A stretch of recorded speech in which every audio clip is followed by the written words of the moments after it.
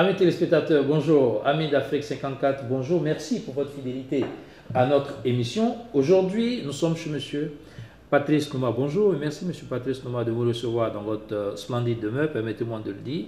Et cette demeure qui est ici dans le New Jersey, dans le Union City, à New Jersey, aux abords, à l'entrée du Manhattan, et que tout le monde apprécie ici aux États-Unis et partout dans le monde. Nous sommes là pour échanger avec vous sur votre vie. Dites-nous qui vous êtes.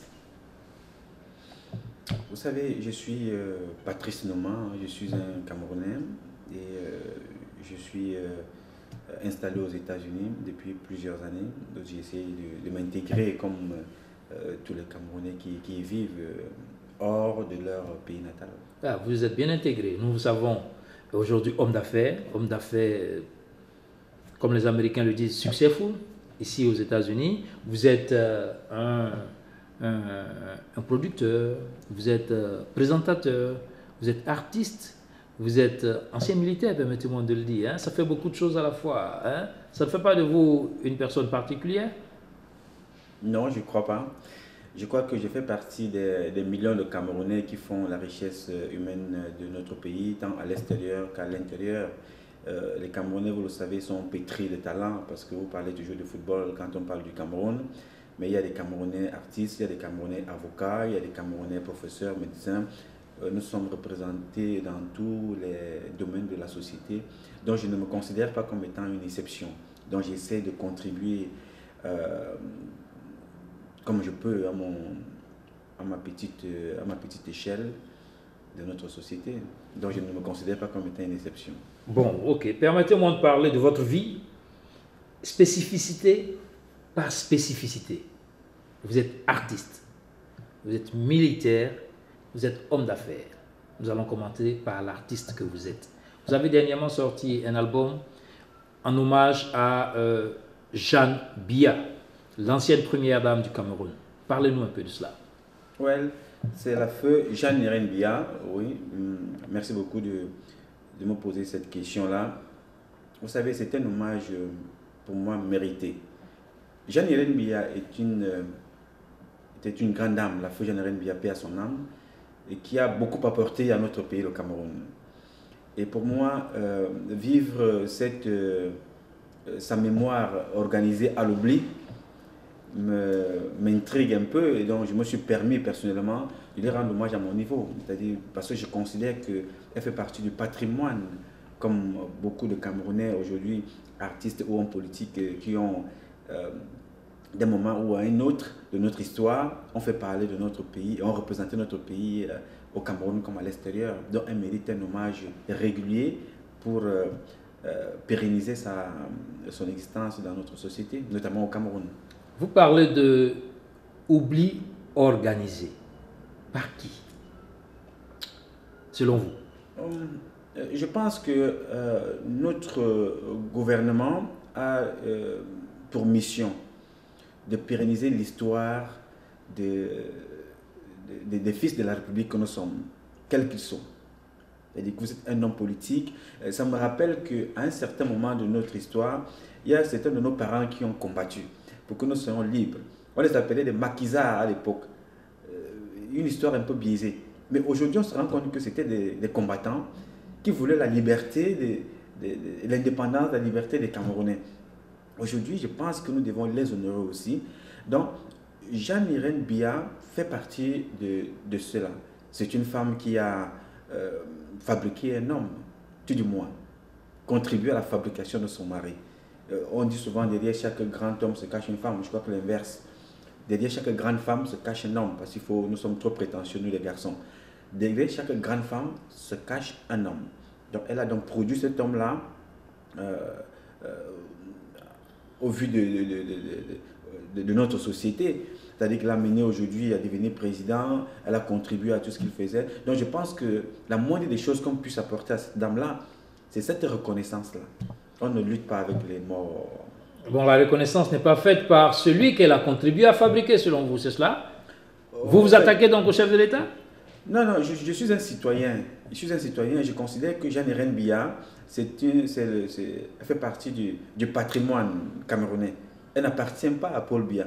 Elle était l'épouse du président. Elle appartient à tous les Camerounais qui reconnaissent en elle la première dame, la première épouse du président de la République et la première Camerounaise. Quand vous savez, quand on est l'épouse du président, on est la première présidente de la République, la première femme de la République et le président est le premier citoyen de la République. Donc il ne s'appartient plus, il appartient aux Camerounais. Donc c'est à ce titre-là que je me permets de lui rendre un hommage et d'apporter mon avis à cette situation que je trouve totalement inconcevable. Oui, mais permettez-moi d'insister là-dessus. Qu'est-ce que vous reprochez de façon particulière au président Paul Biya concernant son ex-épouse? Je ne me permettrai pas de reprocher quoi que ce soit au président. Je donne un avis en tant que citoyen. Je me dis que cette femme mérite d'être honorée régulièrement, que ce soit par le président de la République, que ce soit même par l'épouse du président actuel, qui, je pense que en tant que femme et en tant qu'épouse, ça peut être aussi, ça pouvait être elle à cette place-là aujourd'hui, de ne pas être parmi nous, ce que je ne souhaite pas. Il ne faut pas, don't get me wrong, comme disent les Américains, comme disent souvent les Américains. Mais je dis que quand Jeanne-Irène Biya est présidente, femme du président, à l'époque, nous sommes tous gamins. Même Chantal Biya, elle est une jeune fille, elle est au quartier comme nous, elle court un peu partout. Voilà, elle n'a pas le souci qu'elle sera la femme du président un jour.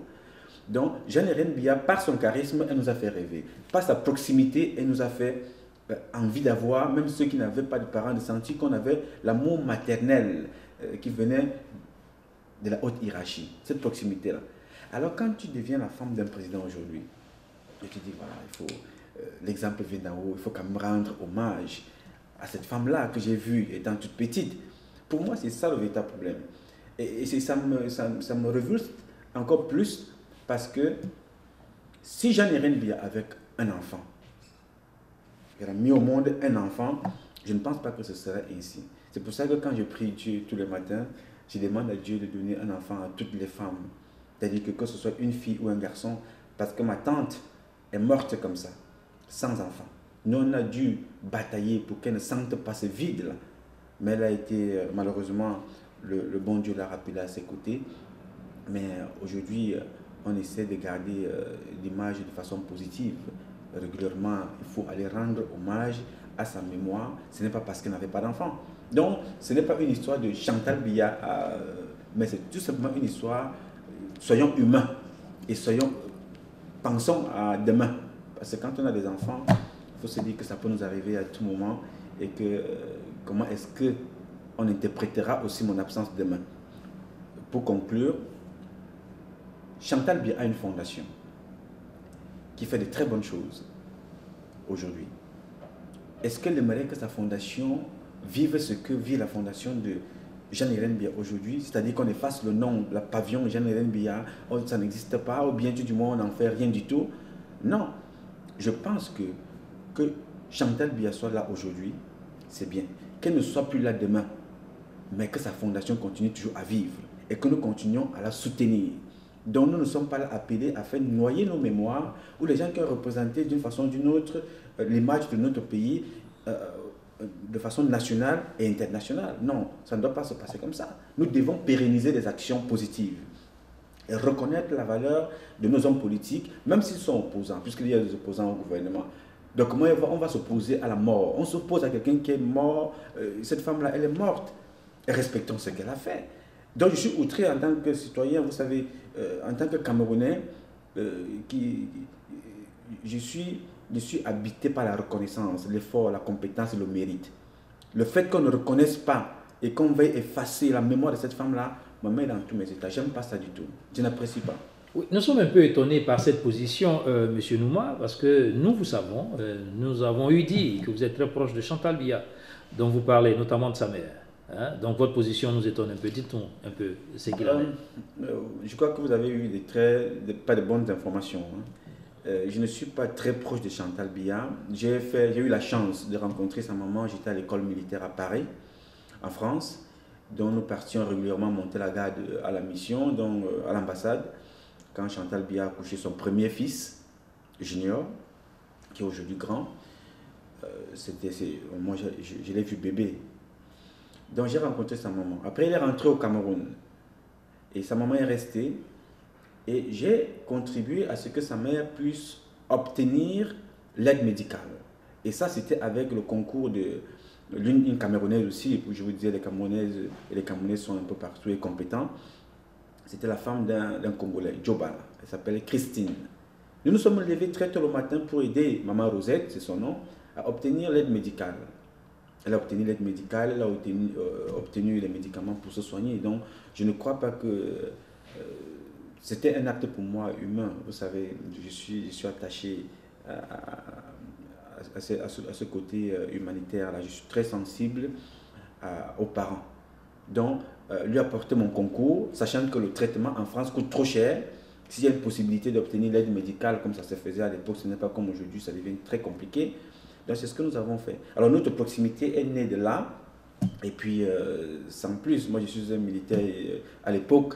Et c'était tout, en fait. Ce n'est pas une proximité où on s'assoit à table, on mange avec Chantal Biya. Non, mais j'ai beaucoup de respect pour elle, mais vous n'avez pas eu la bonne information.